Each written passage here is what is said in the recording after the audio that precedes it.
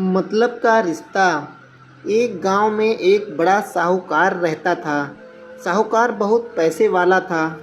आसपास के कई गांव में उसका बड़ा नाम था। लेकिन इस साहूकार को अपने पैसों का, अपने रुतबे का और अपने नाम का बड़ा ही घमंड था।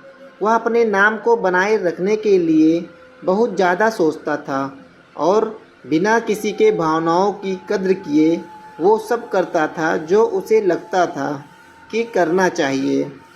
साहूकार को कई सालों बाद एक संतान प्राप्ति हुई थी। साहूकार ने अपने इस खुशी को मनाने के लिए अपने घर पर एक बहुत बड़ा कार्यक्रम रखा, जिसमें उसने आसपास के गांव के सभी श्रीमंत लोगों को और सिर्फ ऐसे रिश्तेदारों को जो पैसे वाले थे बुलाया था। गांव के ही पास में साहूकार की खुद की सगी बहन भी रहती थी। क्योंकि इन दिनों उसकी आर्थिक परिस्थिति कुछ अच्छी नहीं थी, इसलिए उसने अपनी बहन को तक इस कार्यक्रम के लिए नहीं बुलाया। साहूकार ने जिस कार्यक्रम का आयोजन किया था वह इतना भव्य था और इसके अलावा उसमें इतने प्रसिद्ध और श्रीमंत लोग आने वाले थे कि इस कार्यक्रम की चर्चाएं हर गांव में होने लगी। यह खबर उस साहूकार की बहन तक भी पहुंच गई। बहन को यह जानकारी बहुत ज़्यादा खुशी हुई कि इतने सालों बाद उसके भाई को आखिरकार संतान सुख प्राप्त हो ही गया। बहन ने सोचा कि भाई गलती से उसे इस बारे में बताना भूल गया होगा और अपनों को भला कोई न्योता देता है। भोली बहन ने अपने भाई के यहाँ उस कार्यक्रम में जाने की तैयारियां शुरू कर दी। जिस दिन वह कार्यक्रम था उस दिन बहन सुबह सुबह ही अपने भाई के घर जाने के लिए निकल पड़ी। रास्ते में अपने पुराने मैले कपड़े देख उसे ख्याल आया कि अगर किसी और के घर जाना होता तो मैं ऐसे कपड़ों में जाने की सोचती भी नहीं, लेकिन मैं तो अपने घर मेरे मायके जा रही हूँ, वहाँ मुझे ये सब सोचने की कोई ज़रूरत नहीं है। जैसे ही वह अपने मायके पहुँची, वहाँ का भव्य आयोजन देखकर वह बहुत खुश हो गई और उसे अपने भाई पर बहुत गर्व हुआ। वहाँ पर वह जल्दी जल्दी अपने भाई को मिलकर उसकी खुशी में शामिल होना चाहती थी। वह तुरंत सीढ़ियाँ चढ़कर घर के अंदर प्रवेश कर गई। उसने देखा कि उसका भाई मेहमान के तौर पर आए सभी धनानन और नामी लोगों का स्वागत करने में व्यस्त है। बहन जैसे ही अपने भाई की तरफ उससे मिलने के लिए बढ़ी, उसके भाई की नज़र उस पर पड़ गई और अपनी बहन को ऐसे मैले पुराने कपड़ों में देखकर भाई ने उससे मिलना तो दूर बल्कि तुरंत बहाना बनाकर वहाँ से निकल गया। बहन ने सोचा इतने लोगों में बेचारा अकेला भाई क्या क्या करे, ज़रूर उसे कुछ काम याद आया होगा, इसलिए वहाँ से चला गया होगा। बहन बाद में अपनी भाभी से मिलने गई। भाभी ने उसका स्वागत किया और उसे खाना खाने के लिए आग्रह किया। बहन ने सोचा ठीक है, पहले खाना खा लेती हूँ, फिर बाद में आराम से भाई से मिल लूँगी। बहन खाना खाने के लिए पंगत में बैठी। साहूकार ने देखा कि अपने सभी धनवान मेहमानों के बीच उसकी गरीब बहन बैठी हुई है। सभी कीमती पोशाक पहने लोगों के बीच उसकी बहन जो पुराने मैले कपड़े पहनकर बैठी थी, यह साहूकार से देखा नहीं गया। उसने अपनी बहन को अपने पास बुलवाया, भला बुरा सुनाया और वहाँ से जाने के लिए बोला। बहन ने अपने सपने में भी नहीं सोचा था कि उसके साथ कभी ऐसा व्यवहार भी हो सकता है, और वह भी उसके खुद के मायके में। अपना अपमान होने के बाद बहन तुरंत अपने घर ससुराल जाने के लिए चल पड़ी। बहन इस बात को पचा ही नहीं पा रही थी कि उसके अपने भाई ने उसके साथ इतना बुरा व्यवहार किया। उसकी आंखों से आंसू नहीं थम रहे थे। रास्ते में उसे अपनी पुरानी दोस्त मिली। उस दोस्त ने उसे रोने का कारण पूछा। हालांकि बहन उसे कुछ भी नहीं बताना चाहती थी, लेकिन दोस्त के बार बार पूछने पर उसने उसके साथ हुई सारी घटना उसे बता दी।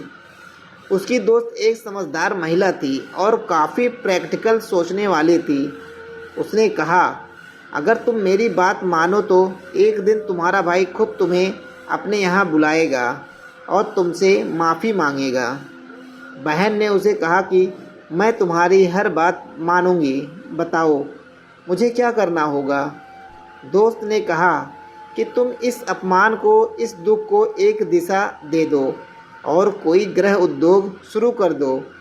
उसमें इतनी मेहनत करो कि उस काम में तुमसे अच्छा कोई भी ना हो। बहन को अपने दोस्त की बात सही लगी। उसने घर पहुंचकर अपने आंसू पोंछकर उसी दिन से एक गृह उद्योग शुरू किया। उसने दिन रात मेहनत की, अपने साथ कई और गांव के महिलाओं को जोड़ा और देखते ही देखते उसका गृह उद्योग चल पड़ा। कुछ ही सालों में आसपास के 50 गांव में उसका नाम और रुतबा काफ़ी बढ़ गया और अब वह पैसों के मामले में अपने भाई से भी ज़्यादा बड़ी बन गई।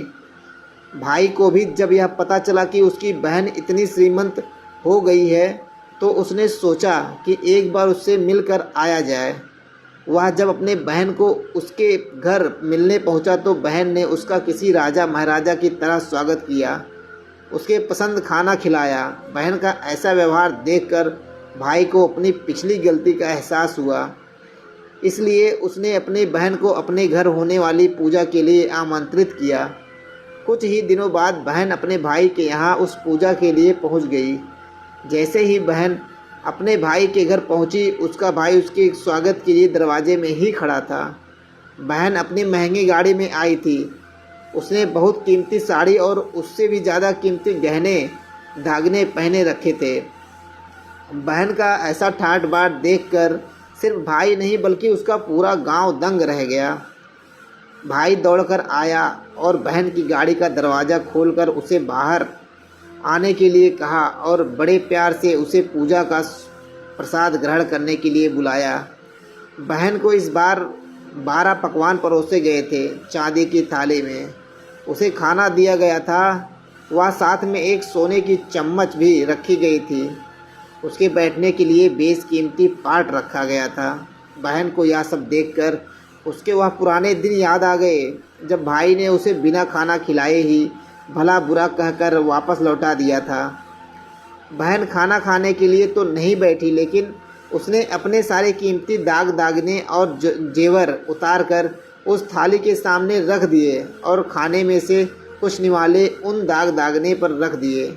बहन का ऐसा व्यवहार देखकर सभी हैरान थे। किसी को नहीं समझ में आ रहा था कि बहन ऐसा क्यों कर रही है। आखिर वह क्यों उन जेवरों को खाना खिला रही है। जब सभी ने उससे पूछा कि वह क्यों ऐसा कर रही है, तब बहन ने सबके सामने बताया कि आज जो उसका इतना मान सम्मान हो रहा है वह दरअसल उसका नहीं, उसके इन्हीं कीमती दाग दागिनों और कपड़ों का हो रहा है। क्योंकि मैं तो अभी भी वही पुरानी साहूकार की बहन ही हूँ। अगर कुछ बदला है तो वह मेरी परिस्थिति है, मेरे कपड़े और मेरे गहने हैं। भाई ने अपनी गलती का एहसास होने पर इस बार अपनी बहन के पैर पकड़कर माफ़ी मांगी। बहन जो पहले भी अपने भाई से निस्वार्थ प्रेम करती थी, उसने अपने भाई को माफ़ कर दिया और उसे गले से लगा लिया। दोस्तों, पैसे सिर्फ हमारे जीवन को सरल बनाने के लिए हैं, जबकि रिश्ते जीवन में मिले किसी वरदान की तरह हैं अगर उन्हें सच्चे मन से और निस्वार्थ भाव से निभाए जाएं। पैसे खर्च हो जाएं तो आप बाद में भी कमा सकते हैं, मगर रिश्ते खर्च हो जाएं या टूट जाएं तो दुनिया का सारा धन आपको उन्हें वापस नहीं दिला सकता। तो दोस्तों, ये कहानी आपको कैसी लगी आप लोग ज़रूर कमेंट में बताइएगा और सब्सक्राइब करना मत भूलिएगा। दोस्तों, हम मिलते हैं एक नए कहानी में। तब तक के लिए जय हिंद,